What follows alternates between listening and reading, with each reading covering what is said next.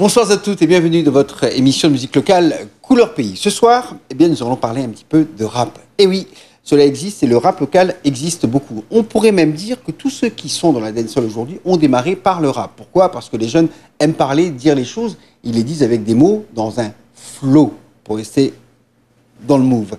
Et puis, ils mettent une musique avec tout ceci. Lui, il l'a toujours fait. Il reste sur ce même segment, même schéma depuis maintenant plusieurs années. Si vous ne le connaissez pas, on va le découvrir ensemble. Lui, il s'appelle Oz. Et d'ailleurs, il ose vous présenter ce qu'il réalise ce soir dans Couleur Pays. Couleur Pays avec Eric. C'est bien Oz que nous recevons ce soir dans Couleur Pays. Bonsoir. Bonsoir. Saint-Trosien, migré à Saint-Pierre aujourd'hui et dans la musique depuis bien longtemps, en métropole ici. Oui, T'as pas mal bougé quand même du coup. Ouais. Dans la musique depuis 80. Mon premier texte est écrit en 97. Premier texte. Ouais. C'est curieux, on parle de musique et le premier texte. Donc t'es quelqu'un qui écrit encore, tu fais partie de ces gens qui écrivent d'abord. Ouais. Mais comme beaucoup de gens qui sont dans le rap. On va parler de façon plus générique, parce que le rap, c'est pas juste une musique, c'est plein de musiques aussi. Il y a plein de vagues. Il y a Sugar Hill Gang, il y a eu beaucoup de mouvements dans le rap, très revendicatifs. Après, est-ce que le rap, pour toi, s'est fait rattraper par le business ? J'organise un concert de rap avec Coca-Cola, par exemple, pour pas citer de marque. Ouais, c'est exactement ça. Écoute, le rap que moi m'a connu, ouais, moi j'ai écouté le rap américain aussi, mais à l'époque, on ne comprenait pas trop les textes. Donc moi, j'étais plutôt influencé par le rap français. Dans les années 90, le rap français, c'était la revendication, les textes. Même si ce n'était pas de la revendication politique ou sociale, c'était juste du texte, c'était de la poésie. Donc voilà, moi bien de cette école-là. Et après, quand elle a été récupérée, quand on voit que Skyrock l'arrête passe du rock ou passe au rap, les maisons de disques la posent la main dessus. Et là, on a tué un petit peu le truc, quoi. Il a fait quand même que le rap n'est plus tout à fait ce qu'il était. Alors de cette époque des années 90, les groupes qui étaient très, très en vue à l'époque, c'était quoi en métropole notamment, en France ?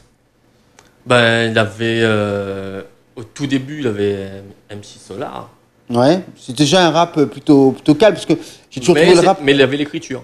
Il y avait l'écriture. Il y avait Benny B, que MTM à l'époque, maintenant un peu moins, c'était plus sa tendance, mais c'est la même période. Il y avait aussi Ayam. Ah, il y avait surtout... Oui, de la planète Mars, mais à l'époque, on était un petit peu jeune pour comprendre le sens des textes. En 80, puis NTM. Ouais, et NTM aussi, et en 90, moi, avec quoi ? Moi, j'avais 12 ans, donc... tu écoutes, mais tu ne comprends pas vraiment l'essence des trucs. En fait, c'est vrai que le discours des rappeurs français, il n'est pas forcément politique, tout en l'étant, parce qu'en fait, c'était des jeunes qui étaient énervés dans les quartiers, quoi. Ouais. Donc, s'ils sont énervés, c'est aussi parce que ils ont eu l'impression d'être peut-être parqués, sans aucun avenir. Même plus qu'une impression. Ils ont compris qu'il y avait une frontière, il y avait la ville et il y avait eux. Comme tu es ici, je ne te vois pas, mais après tu vis en métropole, et puis m'a bien vu les quartiers, où est vraiment à l'extérieur de la ville, quoi. Et là, on a toutes les minorités, dom-tom compris, qui parquent dedans. Tu as un petit peu les moyens pour venir installer en ville, ou les parquer là-bas automatiquement. C'est une organisation. L'organisation de la ville est faite avec ça. Ce qui fait qu'on peut comprendre que les jeunes étaient énervés à l'époque. Ouais, ils le sont toujours aujourd'hui ? Oui, mais maintenant, les exemples, c'est plus les mêmes.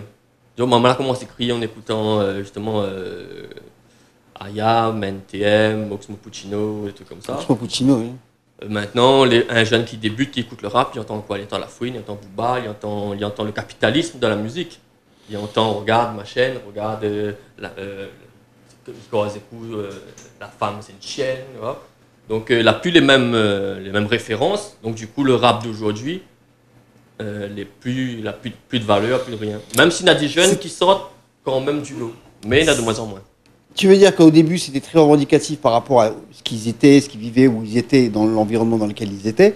Après, c'est devenu un vrai business parce que ça a été populaire et que les maisons de disques ont mis la main dessus. Et qu'aujourd'hui, c'est surtout un moyen de gagner du pognon. Voilà. Et donc, on retrouve des gens qui appartiennent au capitalisme.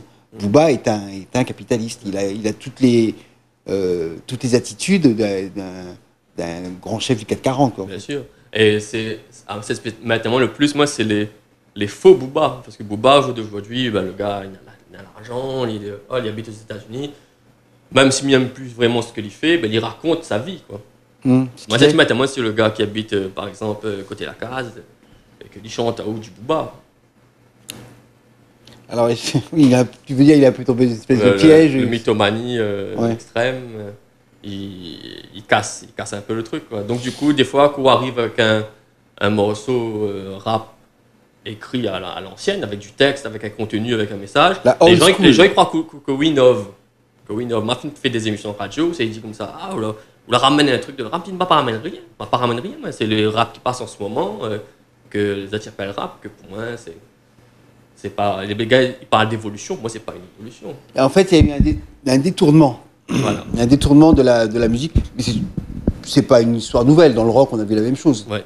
L'époque des rockers qui faisaient ça, plus tellement pour la revendication, mais plutôt pour faire du pognon, c'est le business qui a changé la donne, qui l'a changé très grassement.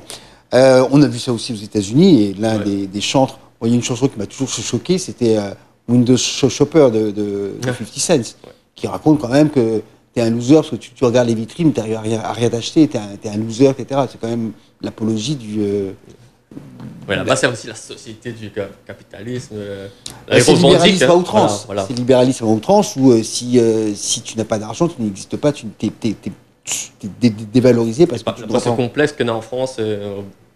En France, gagner de l'argent, c'est suspect, oui. Ouais. Mais souvent, les vrais, quoi. Souvent, on a tu dois un petit truc. Je sais pas. Ouais. Je ne commenterai pas. En tous les cas, après cette discussion économico-politico-rappeuse, on revient un peu à ce que tu fais. Donc, toi, tu as commencé finalement très tôt. 19 ans, je suis le tard en fait. Finalement, ouais, c'est pas si tôt que ça. C'est quand tu vas en France que tu commences à rapper? Non, c'est ici. On déjà. m'a parti en France en 2001, donc moi, je commence à rapper en 95, 96, 97. Moi, toujours été dans la musique, mais bon, pas par rapport aux parents. Hein. Les parents, pas trop. Enfin, avec la case, t'écoutes un peu de Maloya. Je pense que ça influence mon écriture créole aussi. Mhm. C'est pour ça que moi, j'aime bien les rap en créole. Et bon, m'avait un cousin, Lino, qui est bassiste. Donc, m'a toujours un peu de la musique. Moi, je rate un petit peu guitare, je chante un petit peu reggae. Mais c'était pas vraiment orienté musique quand tu étais gamin, que tu avais 10-12 ans, par exemple? Non, 10-12 ans, non, 10 ans, petite danse. Hein, même depuis avant, à l'époque de Sydney, m'a commencé un petit peu. D'accord. T'étais Voilà. jeune, quoi. Moi, voilà. On a commencé très tôt, après, il a eu une grande période, il n'a plus fait rien. Après, justement, à l'époque de Benny Bill, on commence à danser un petit peu. Et entre-temps, tu faisais du sport. Voilà. Très bien. Du football? Basket. D'accord. Basket et karaté. Le basket, ça va avec le rap en tous les cas. Alors, tu composes beaucoup. On a eu des sons qu'on a déjà pu entendre. Et il y a une chanson qui est complètement dans l'actualité du moment qu'on écoute. On en reparle juste après dans votre émission Musique locale, Couleur Pays.